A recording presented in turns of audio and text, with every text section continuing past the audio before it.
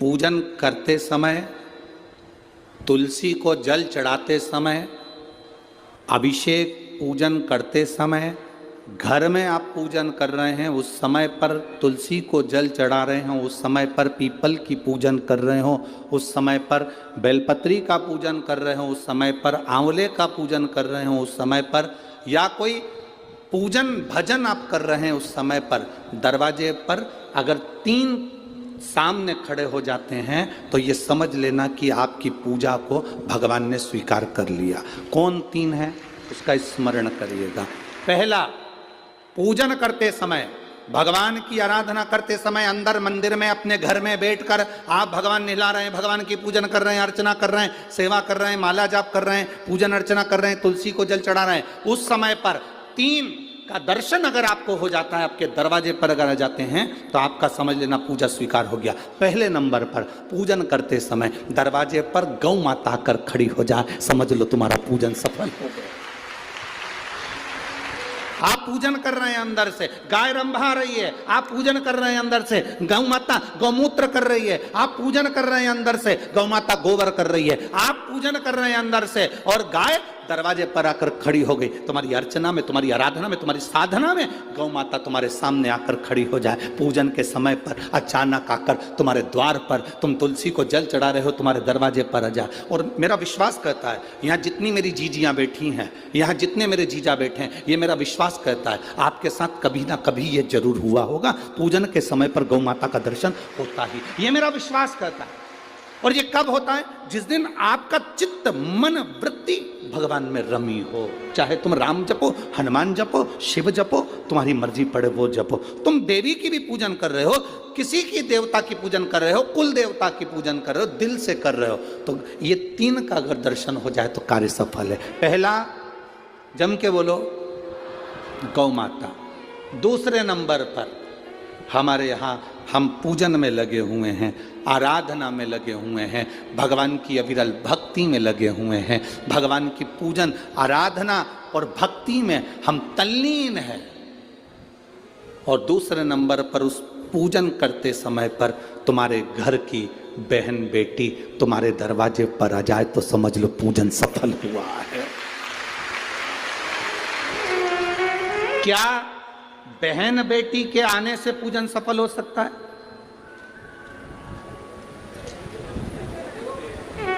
कहां लिखा हुआ है महाराज जी? आप इतनी बड़ी बड़ी बातें कहते हो। पूछने वाले पूछ सकते हैं, कहने वाले कह सकते हैं, आपने कैसे कह दिया कि बहन बेटी के आने से सफल हो जाता करे? तो आप उठाओ, हिमालय राज का बेटा बाणासुर से दोस्ती कर लेता,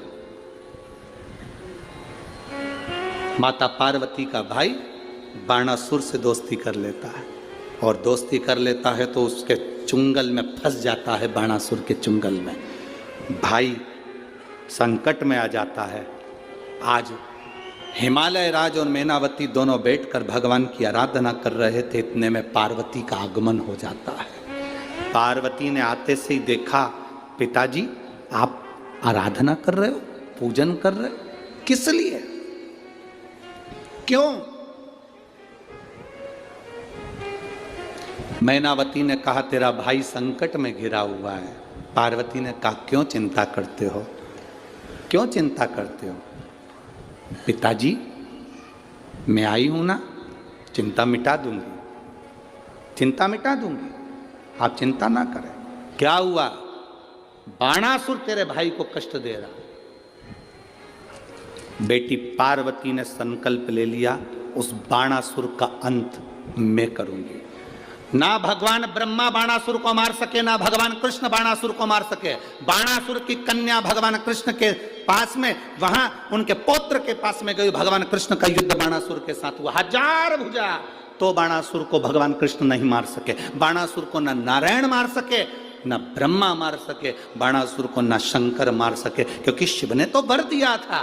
बाणासुर को केवल मारा है तो माता पार्वती अर्ध कुंवारी बनकर संहार कर कर चली जाती।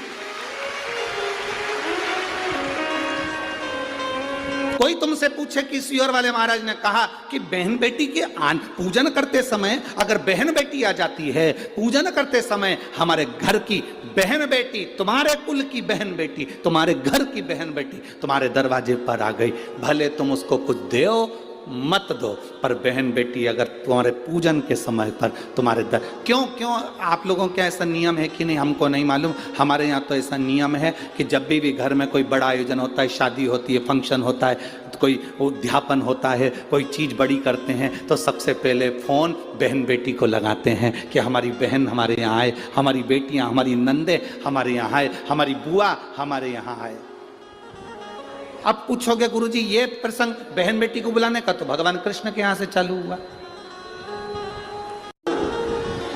नंद बाबा की बहन नंदा आकर घर में रहने लगी और भाभी को जब जापा हुआ तो सबसे पहले नंदा भगवान को हाथ जोड़कर कहती है, बाबा ऐसी कृपा करना, ए बाबा ऐसी कृपा करना, मेरे भैया के यहाँ 60 साल के बाद तो औलाद हो रही है, तो ऐसी कृपा करना कि उनके घर में लड़का हो जाए। और नंदा हाथ जोड़ती जोड़ती जोड़ती जोड़ती यशोदा जी के कक्ष में गई, और जो कक्ष में गई जाकर जो दर्शन करा तो लाला का दर्शन था। नंदा खुश हो गई, थाली उठाकर बजाने लगी कलदार से, और एक थाली को उठाकर उस नंदा ने बजाया, थाली को उठाकर। कांसे की थाली, पीतल की थाली, तांबे की थाली, जिसके घर में बजती थी उसके घर में शुभ संदेश आता था। आज के जमाने में स्टील बजता है। अब आजकल के ज़माने में तांबा पीतल कांसा बजाते नहीं हैं। आज के ज़माने में तो जरा सी देर में बस बच्चा हुआ है, सूचना मिल गई, बैंड बाजा बजवा दो, ढोल नगाड़े बजवा। नंदा ने थाली बजाई थी और फिर आवाज आई थी, नंद घर आनंद, नंद घर आनंद भयो। फिर आवाज आई। भजन करते समय स्मरण करते हुए, नाम जाप करते हुए 3 का दर्शन हो जाए, तुम्हारे दरवाजे पर आ जाए, जीवन की सफलता मानना, पूजन सफल मानना। पहले नंबर पर जम के बोलो गौ माता, दूसरे नंबर पर बहन बेटी, और तीसरे नंबर पर हैं संत गुरुजन, जो निष्कपट भाव के, जो तुम्हारे दरवाजे पर कुछ मांगने नहीं आए हैं। जो मांगने आए हैं वो नहीं, पूजन करते समय तुम्हारे दरवाजे पर कोई संत, कोई ब्राह्मण, कोई गुरुजन, कोई भक्त ऐसा आ जाए जो मांगने नहीं आया, फिर बस तुम्हारे सामने तिलक लगाकर भक्ति में डूबा हुआ, भजन में डूबा हुआ वो तुम्हारे सामने आ जाए, समझ लो कि तुम्हारी पूजन सफल हो गई। मांगने नहीं, मांगने नहीं,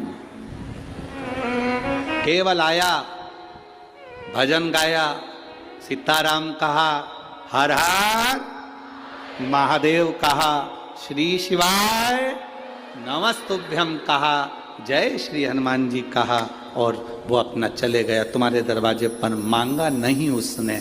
असली संत तुम्हारे दरवाजे पर गुरुजन, ब्राह्मण जन, भक्त जन, कोई भगवत प्रेमी तुम्हारे दरवाजे पर दर्शन हो जाए पूजन के समय पर, समझ लो कि उसने स्वीकार कर लिया।